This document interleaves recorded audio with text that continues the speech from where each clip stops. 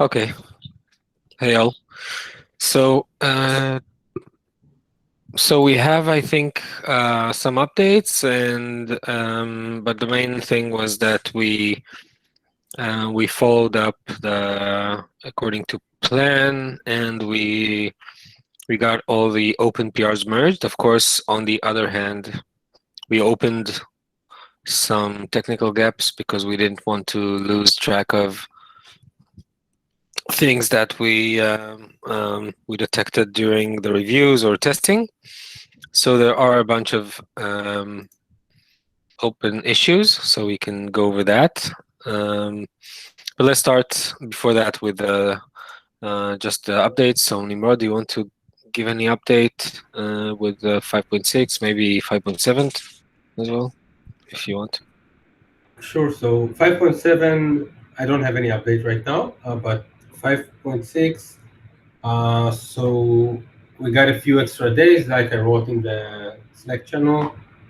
I'll do the final rebase on the end of day of Sunday. So if we want to fix some of the gaps, or if we have one or two more PRs that we thought we wouldn't be able to make in, maybe we have some time to push something else in. The second item maybe is a little bit more. Can we also do you hear me? Yeah. After the div, so the feature freeze, if there are issues that needs to be fixed before that we think are relevant for fixing in this feature before dev freeze, is it possible to rebase? I mean, to cherry pick those, or is it not the case? So since the branch is corresponding to the release, we can fix bugs which have been approved. So yes, we can do it, but we need to open the bug downstream, if you want to call it like that, approve it, and then we can check. Okay. Okay. Regarding the second point that I wrote about the SCI, so Liran is not here, but we have been working with the CentOS Special Interest Group. They host, they have a bunch of machines, and they are hosting CIs for related projects, like I think Ceph is trying to get on, CSI is there, and a few others, obviously CentOS itself, of course. And we have been approved of a certain allocation of machines, CPU, memory, and we've been working on setting up a CI for the upstream project on top of those machines. It has been working. We had some issues which were fixed last week, and I really hope that we are now on Wednesday, so probably not this week, but I really hope that next week we will have, beside the Travis CI, which you are aware of, which is running the unit tests, we will have a CI running all the system tests that we have. And it will be running on each PR. I think these are great news for the project. That's it on the project from my end. Okay, great. Okay, and 5.6, is it from other projects in NooBaa? Is there any news, or is it on track, basically? No, it's on track. We had a backport of a fix to a bug today about the agent pods not being able to reschedule after nodes were drained on OCP, on Kubernetes, doesn't matter. It was mainly due to some memory constraints. So we did two things. We increased a little bit the memory of each agent, and we decreased some of the memory usage by decreasing the cache of the agent pod that we use. And then we were able to observe that it's keeping steady for something like 12 hours. good enough, and we merged it. That's about it.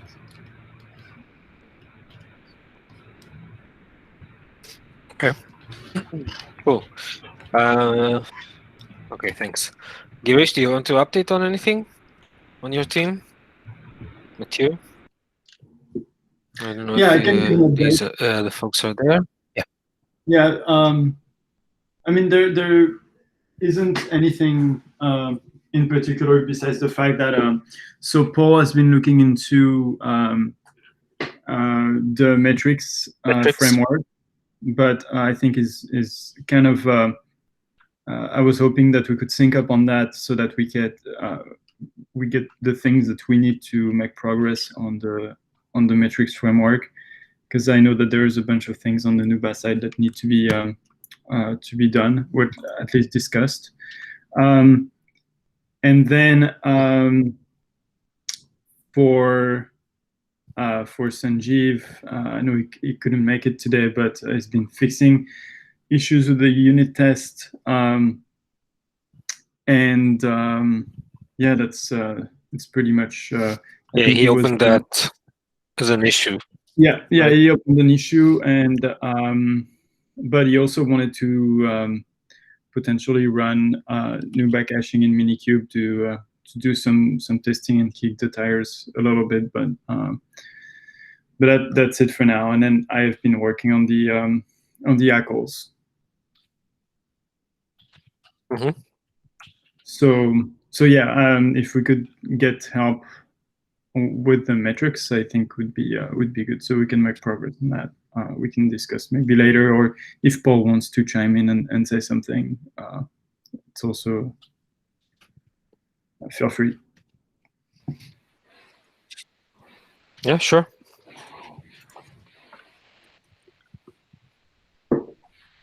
Paul, do you want to?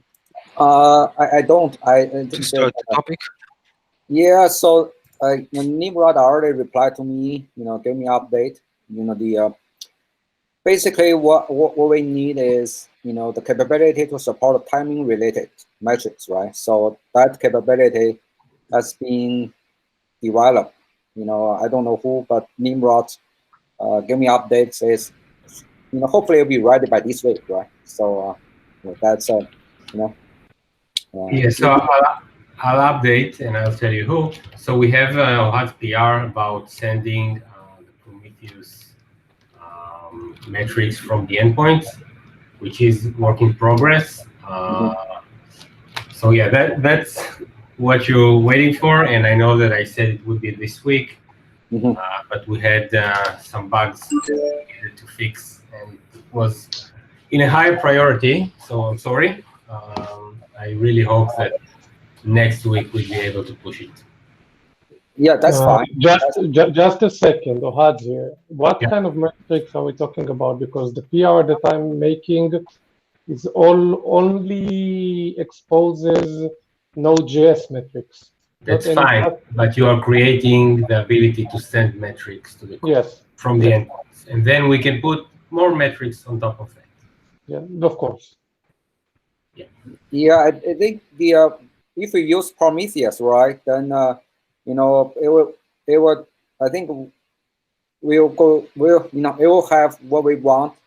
The capability supporting timing related stats, right? So basically, timing related, you need to put timing stats into a bucket. So that's the capability which is needs to be there in order for endpoint to pack those kind of stats. So.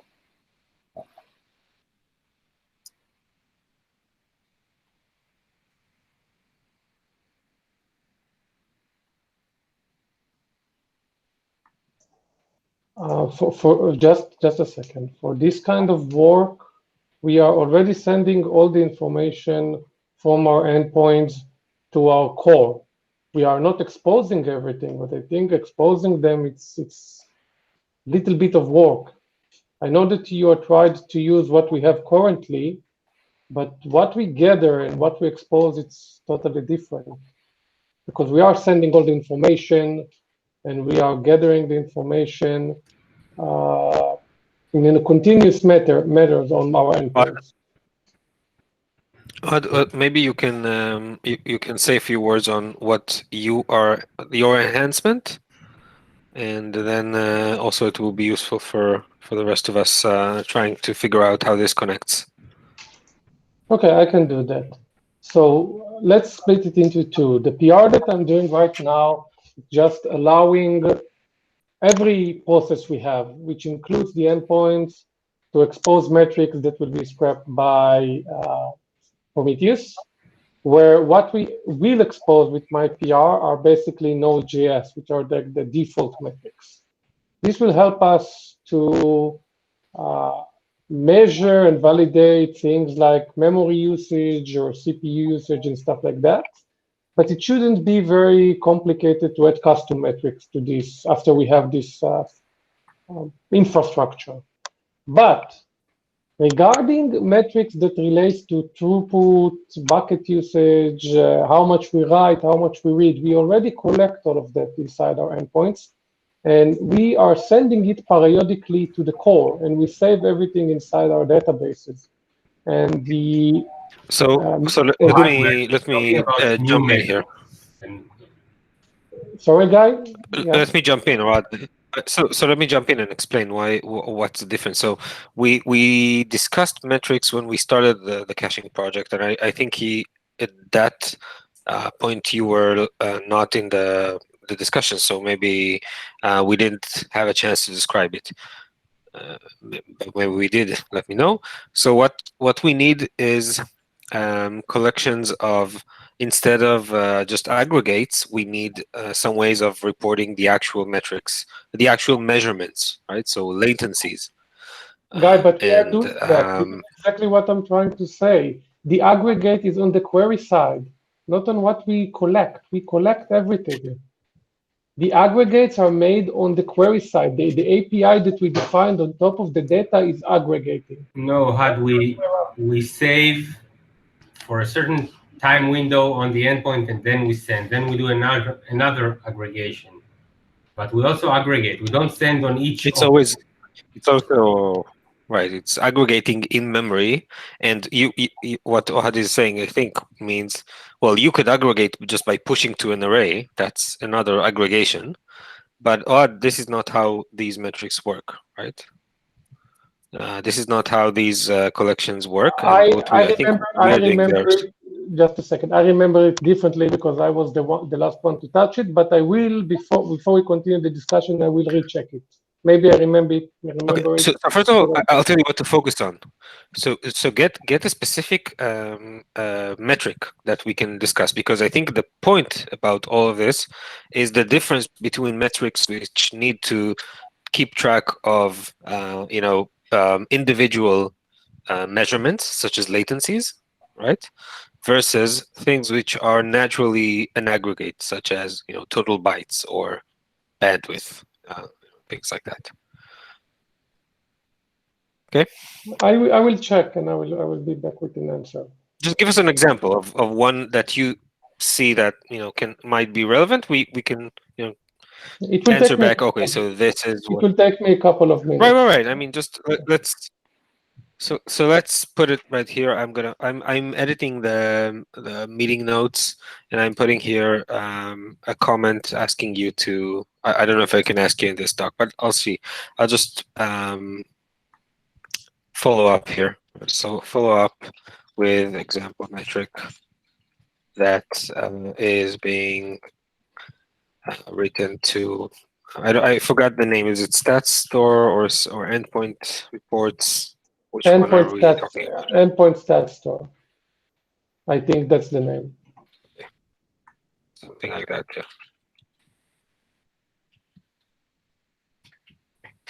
yeah. So we want to give a follow up on that, okay?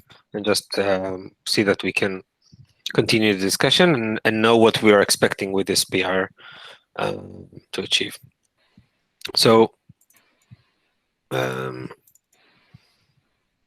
think we need some more work here, right? To make sure that we are waiting for the for the right things, right? That really that PR will be what we're waiting for.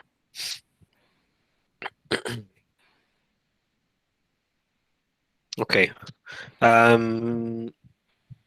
We can go back to this actually, if you think it will be valuable to open this or open the code for this right now, right? If Paul or Oad want to go over some details there, we can do that for a few more minutes. If not, we can go on. It's not that we have a full agenda. We can. I mean, it will be full, but I mean, just we can spare a few minutes on that if you guys want to get some more progress. I am back bearing answers. So basically, Nimrod is correct. What we have aggregate based on bucket, and we have aggregate based on op, and we are sending these aggregates. So the endpoint ops, the actual implementation, are just adding to some kind of aggregate on two fronts, ops counters and bucket counters, but these are divided by timestamp. So you have a timestamp, like you have buckets that are not S3 buckets, like time buckets, time frames, that you know and aggregate for each time frame. But we save all these time frames, basically. Yes, but it is an aggregate per, at least per time frame, right? So yeah, this is first. Per time frame, and we save but all it's of them. also per some. What do you mean save all? Save, what do you mean all? When we push it to our database on the core, we are saving the entire frame. So it's not like we are aggregating. No, that's the frame is stored. Yeah, the frame. But the frames themselves are an aggregate. Okay, so the frame contains statistical aggregates for by op something, and by right? bucket. And with or by operation and by bucket. But it's not just that. It's not about just how do we index these metrics, but it's also about their meaning, right? Is there anything there that contains distinct measurements that are being stored, or all of these things, because they are aggregated in a time frame, they are just resulting in one number. For each bucket and access key, which is basically a cross product of both of them, we are saving counters like read, write, for count and for bytes per time frame again. But this is basically so these are aggregates, right? So these are aggregates per time frame. This is a single number representing the entire time frame. The entire frame per bucket per access key, not per object. Yeah. And what we are looking for the metrics of caching was to also handle latencies, which was not yet something we did with these mechanisms. And I think the reason is, right, latencies are not easily aggregated. Right? So, but these are measurements, and it's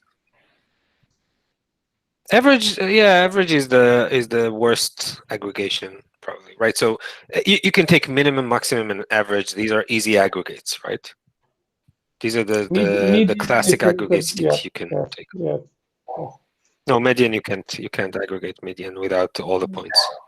Yes. So any percentile for that matter,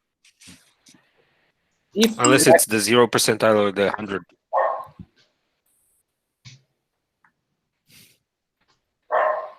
Sorry. So I just want to say, like, from my point of view, pegging. Sorry, my dog is barking. Pegging a stats, latency related stats. If you use Prometheus, right? Prometheus has histogram or summary. So basically, what I need is just expose those type of metrics to to us, so that we can peg those kind of stats.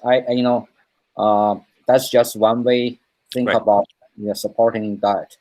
Of course, you can also hide internally whether Prometheus is used or maybe other type of framework is used. But really, if you take Prometheus as an example, what we need is just histogram or summary type of stats.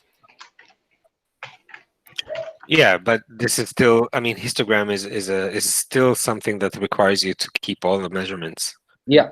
So I think to be, I mean, there is no shortcuts here. If you want to get to, represent a population very accurately with percentiles or something like that, right? Some qualitative information like that, and if we are not able to, just settle for the minimum, maximum, and average, which are, I wouldn't say these are enough, but it could have been a start, but I wouldn't call it an end game, right? For latency measurements. So we just need to be exposing the, Even if we will use Prometheus, we must remember that Prometheus is a pool model, which means we need to wait until it is scrapped, which means that you need to aggregate, not aggregate, but collect all the points and save them in memory. So either way, you will need to save all the points or all the measurements in memory before you do something with them. No, that's exactly what we're saying, that this is what is missing for us, right? Just to do this, so if we are going to keep this information and expose it to Prometheus. I mean, if we are going to do that inside our endpoints, we can expose it to Prometheus, or we can add it to the current report that we already have, not the actual points, because we don't need to save the actual points. Just per bucket frame or per time frame, send the percentiles themselves. But it's not aggregate, so it doesn't work this way. So you cannot aggregate two different percentile sets. Of course, of course. I didn't mean that, but so even it doesn't work. Yes, but even in the best case, you will have some kind of time frame that you save the information for. You will not save the information in memory in infinity. You will decide that your percentile are correct for the last 30 minutes, last hour, last whatever you decide.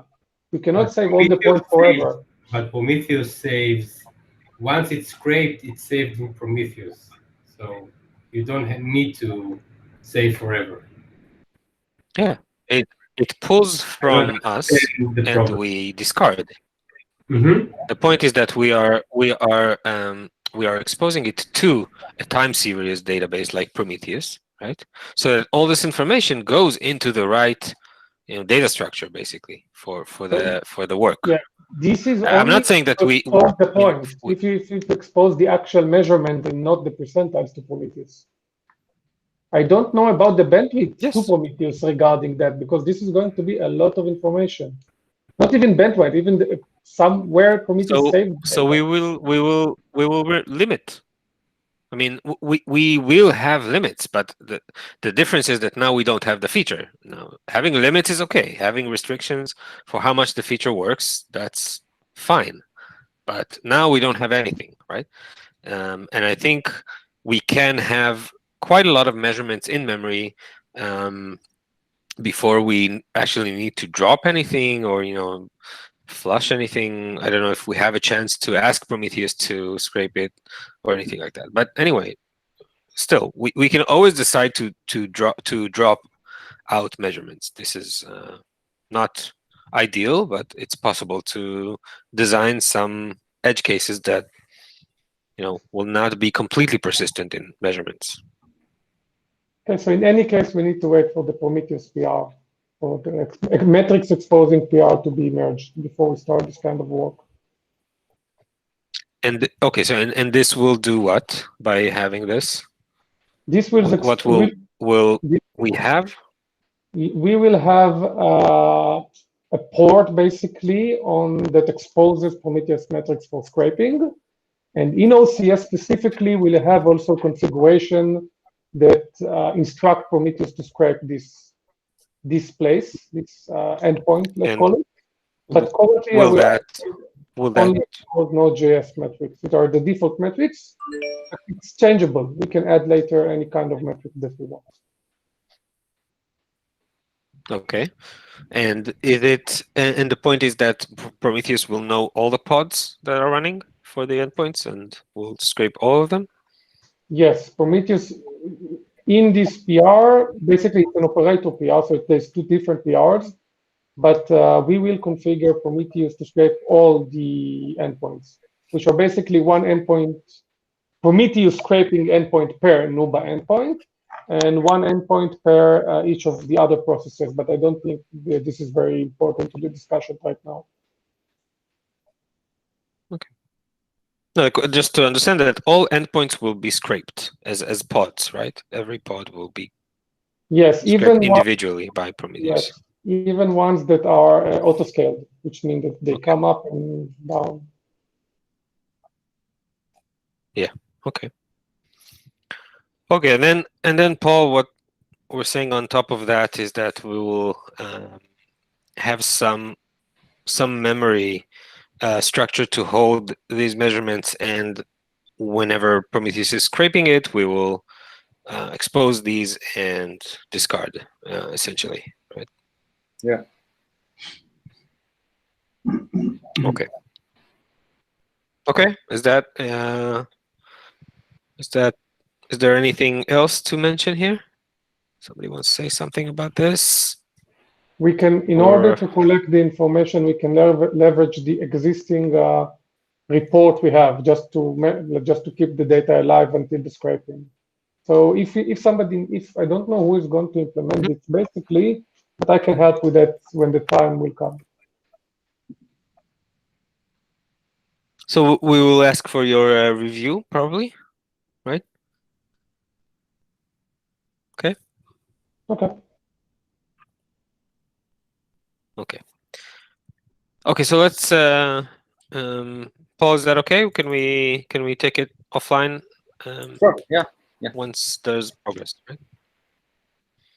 Okay. So the other thing I wanted to do now is just go over the issues that we've collected, so just that we know if there's something you guys feel is more important than others, or if you know about other things that are not here. So I'm going to jump to that for a second. We have here, sorry, these 5 issues, and I just wanted to note them and see if if there's anything of high priority that we want to push before next week, I suppose. I don't know if there's a chance to do any of these, but maybe one of them. So there's the moving eviction of object MDs to its own worker. I would say that this is not a good candidate. So we can continue to the rest. Bucket specific reports, and right. So this one is about the get bandwidth report, which doesn't do exactly what we wanted, right?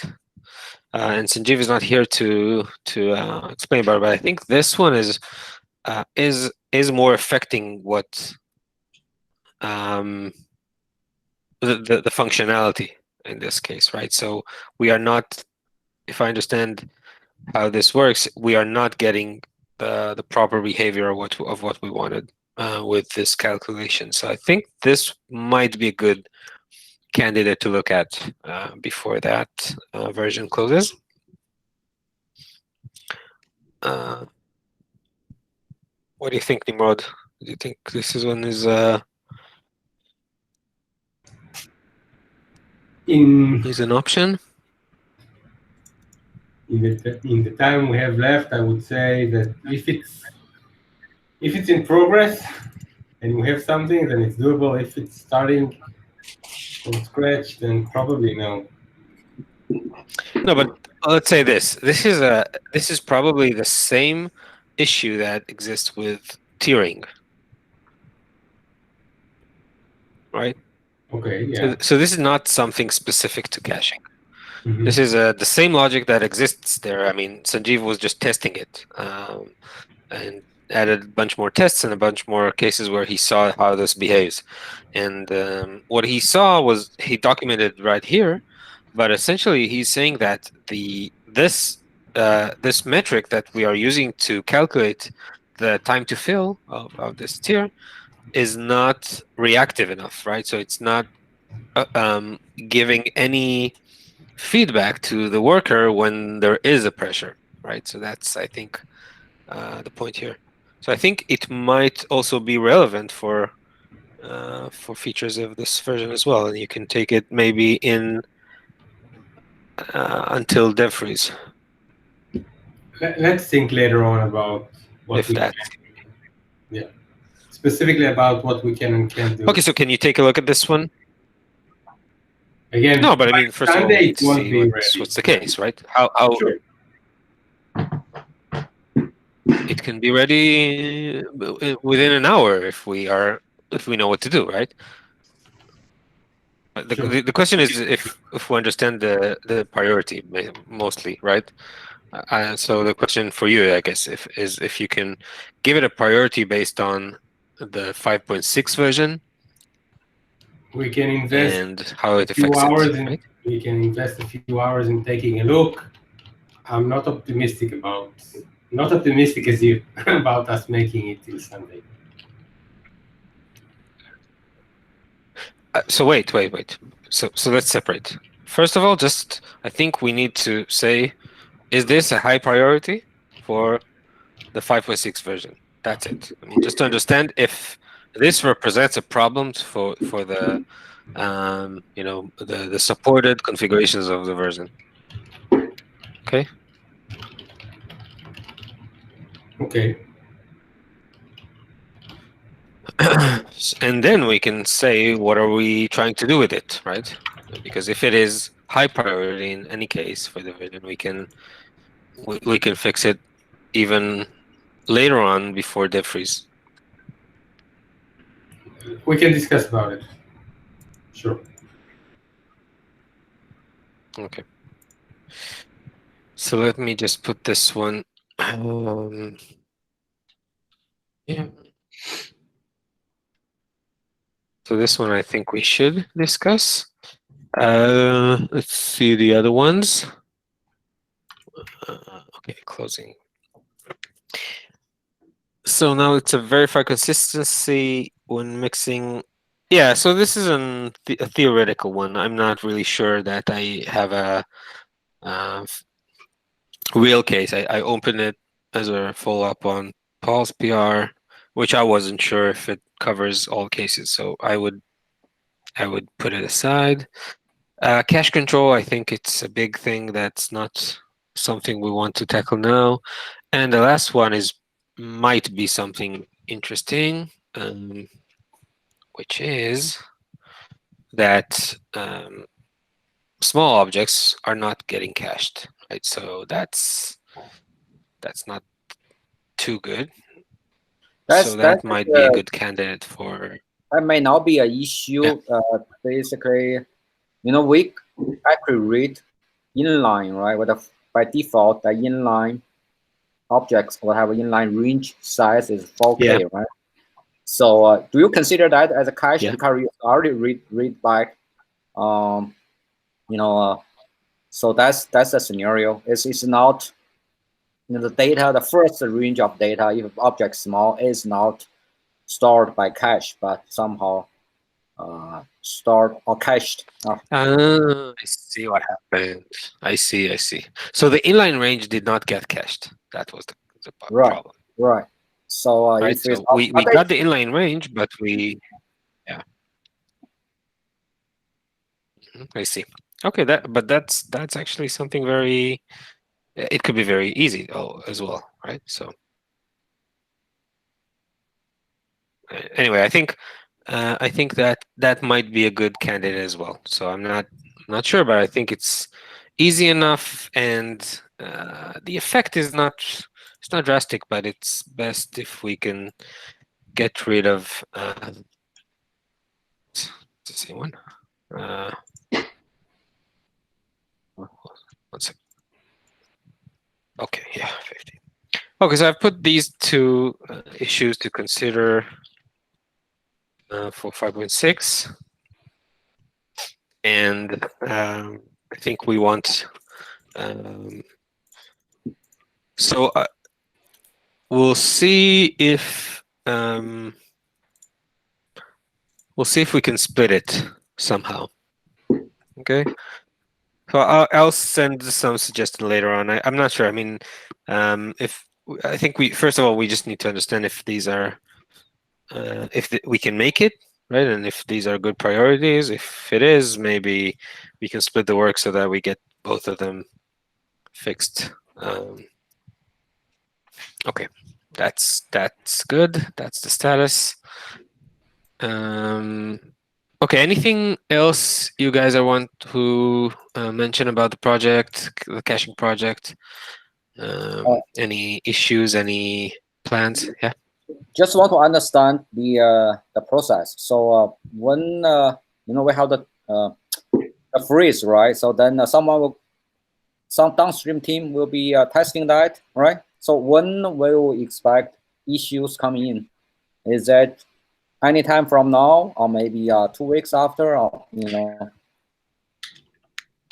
Yeah. So first of all, this version is not getting tested downstream, right? So dev preview is a version that we are testing upstream. Okay, and the goal of this is for us to get to stabilization of the version that we are shipping as a dev preview, and then share it with developers in the ecosystem. Versus it, I mean, for demos, POCs, and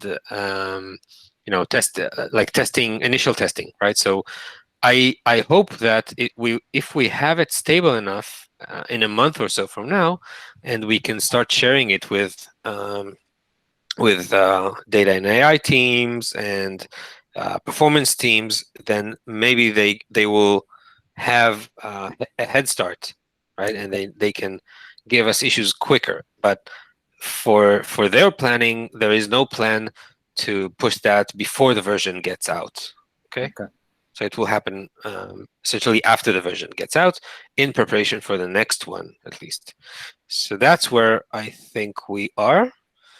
And in the next month or so, where this version is getting closed, we just need to be able to identify and possibly push fixes for most of the critical things we find, I guess, so that we can so that it just works when we show others the feature, right?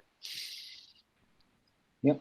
And I think that will be the sort of process that leads the next version's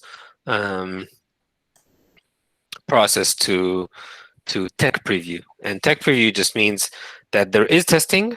It's not as formal as supporting like GA, but it is there is support, there is documentation, and there is intention to provide this feature to customers. But there is no formal sort of commitment that it will not be broken in some way, right? So no breaking changes or anything like that. So, or maybe even removed from a version due to issues or whatever, right? So it's a tech preview still. So that's where we are, right? So next month, still us. And after that, I suppose we will start sharing for the 5.7 version. Yeah. Okay. So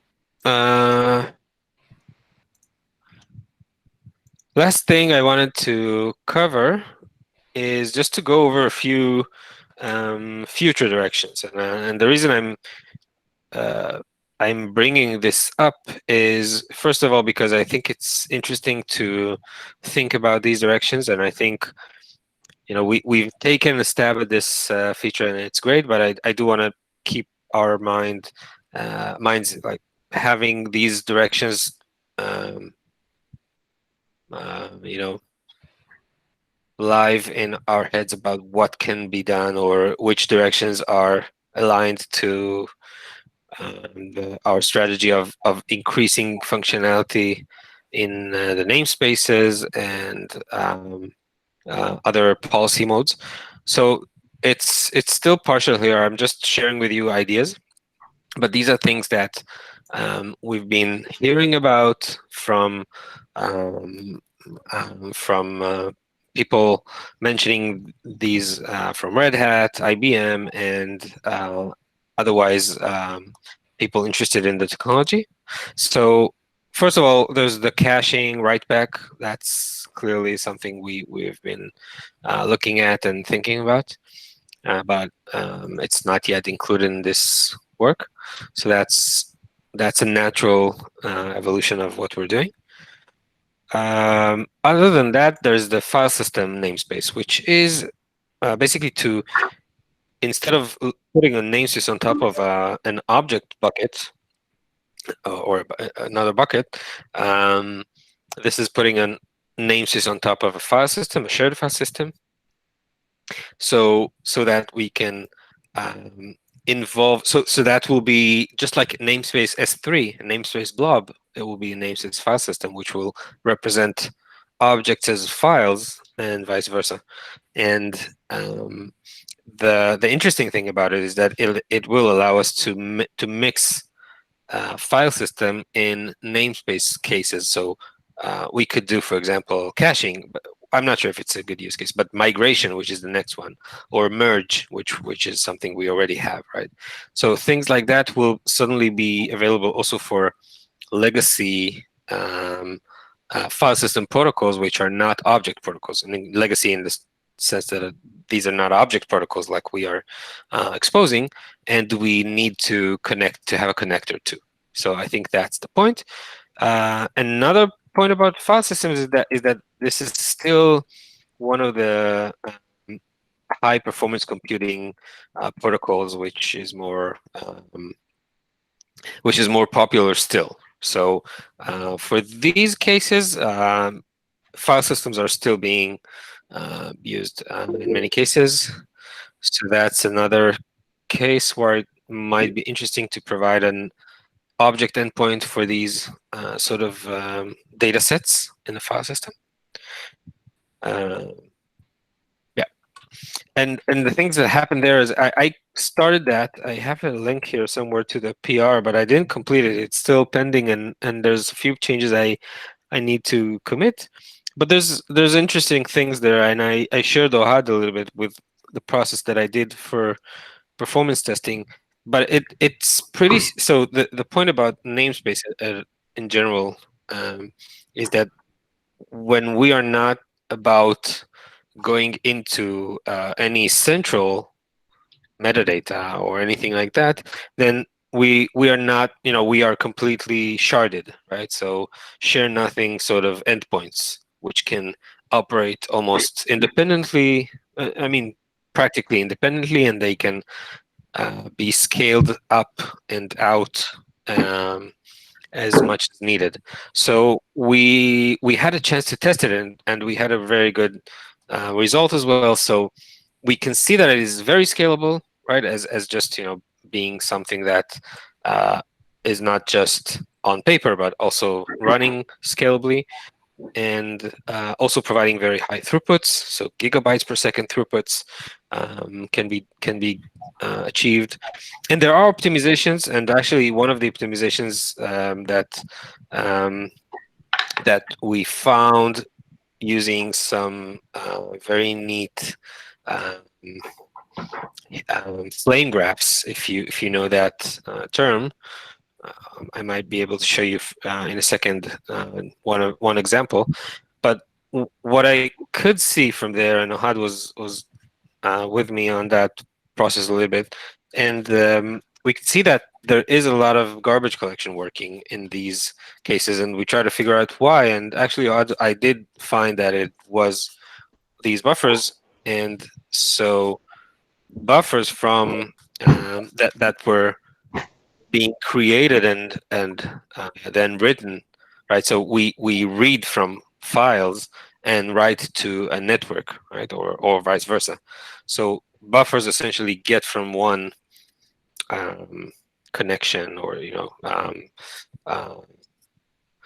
one source to another target, and there is a lot of work to allocate these buffers, move them around, and actually managing them as memory pressure on garbage collection in the process. And what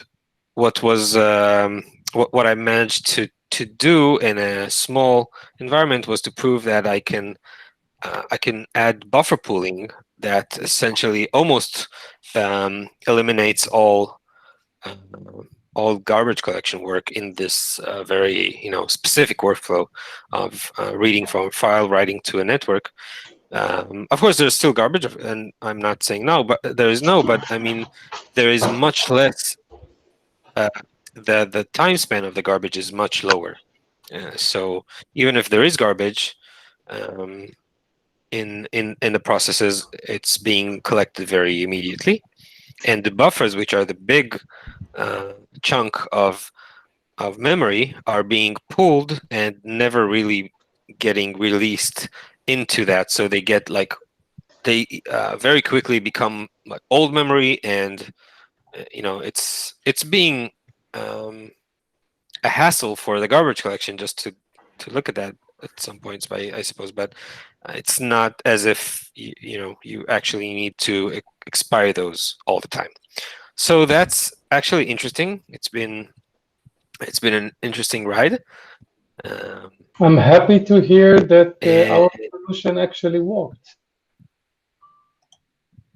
Yeah, it does. I mean, the analysis was correct, so the solution was.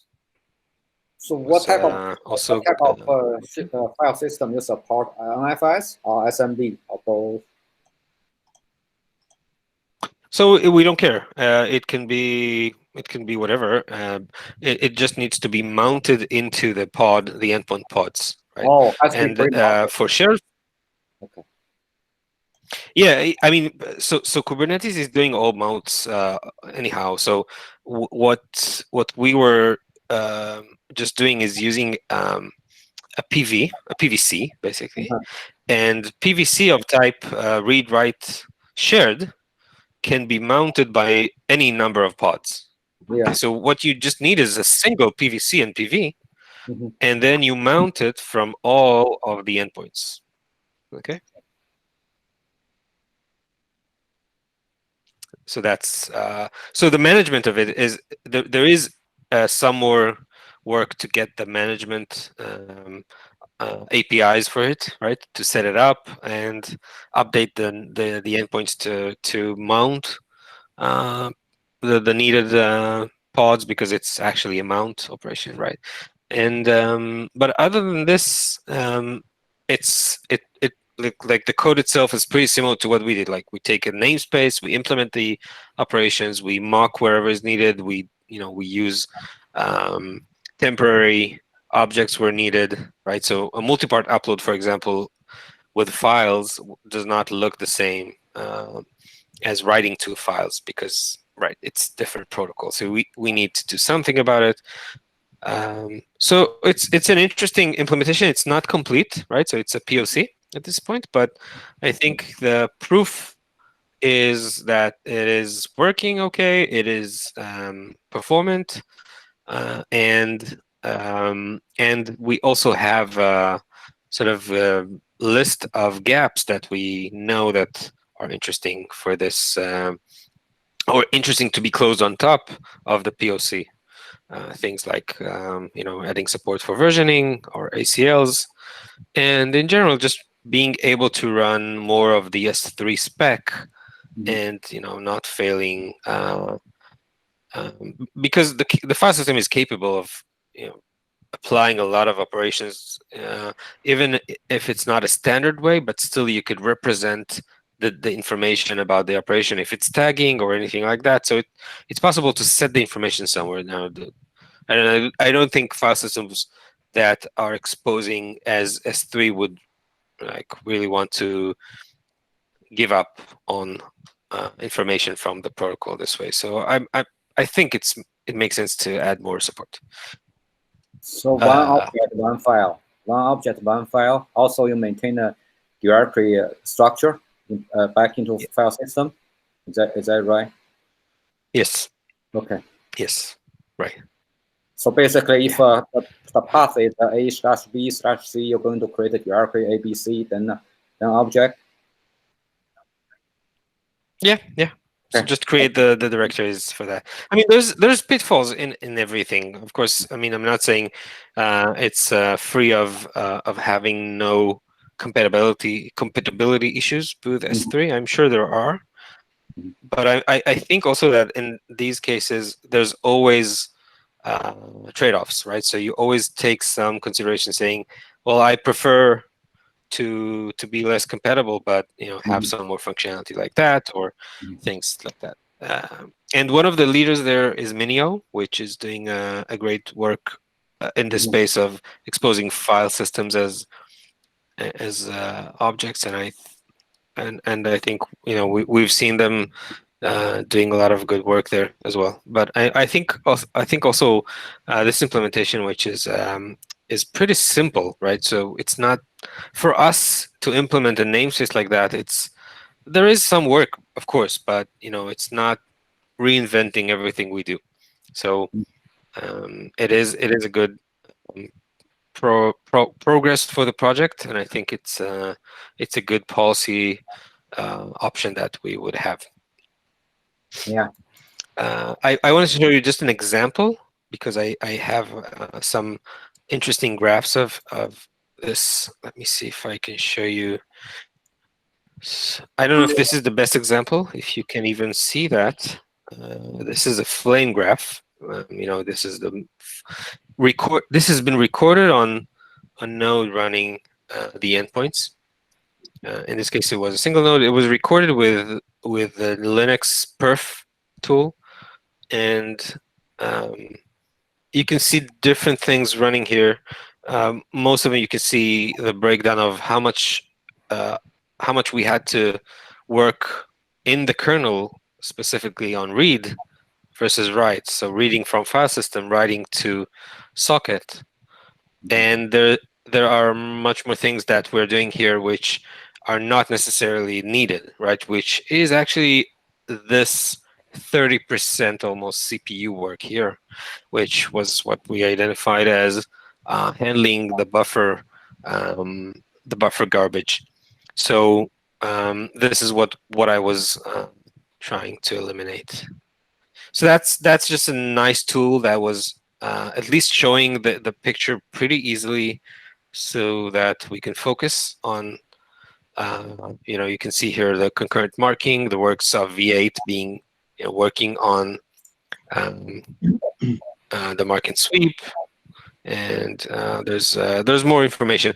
By the way, there's a lot of ways to also generate these flame graphs. So I can generate this one.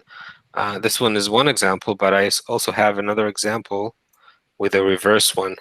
So reverse one would put the functions, the leaf functions, on bottom, right? So you would see which of the functions are the most spent functions in terms of time ticks for this instrumentation. So it's interesting, right? It can show a lot of things, but it's not completely accurate in the way that it shows things, because there's also a lot of mid stack operations which are interesting to focus on, and this only shows either the end or only the top or the bottom sides. So 1 second, let me go back. And I think we're out of time, but I have also I would probably go over this list next time just to complete it. I also have a bunch of things I didn't have time to add here. So I wanted to add an index for namespaces, and creating a library of buckets that can be managed together, creating a remote, just like Git remote, right? So having adding some remote access or connection to cloud, so that suddenly you see all the remote buckets as part of your. Well, it's just ideas, right? Some of them are more into data access and data management, and some of them are more about automation and getting like to use the same features but easier. So these are things that I listed. There's some more direction. So the last direction I just want to mention, which I didn't get to analyze even, is a different metadata mode, which is to basically to reduce the mapping per object, per range, right? So it's not really relevant at this point. I don't know how to describe it for caching yet, but for any regular bucket, today we are indexing everything per range of the object, per 4 megabytes range. And I think in some cases, even if we do chunk it the same way and do everything like that, we might still want to have something more fixed in the way that we map this object to storage, and not required to actually read mapping before every storage read, right? And by having some fixed mapping in the object itself, object metadata itself, we can have a sort of a algorithmic sort of mapping to just say, okay, the object was saying that I'm round robin. I'm doing a round robin of blocks between these 3 storage nodes, so that I know exactly where to find the next one, right? So that's an example of another mode that I think is valuable to expand. So I want to end on time, and I hope this was just a this quick list was intriguing, and we'll get your thoughts also working, and what we can do later on with the platform. And I guess let's wrap up, unless somebody wants to add something. We can wrap up for today, and we'll follow up on the topics that we listed before Monday, and try to get some more progress with a version. Okay.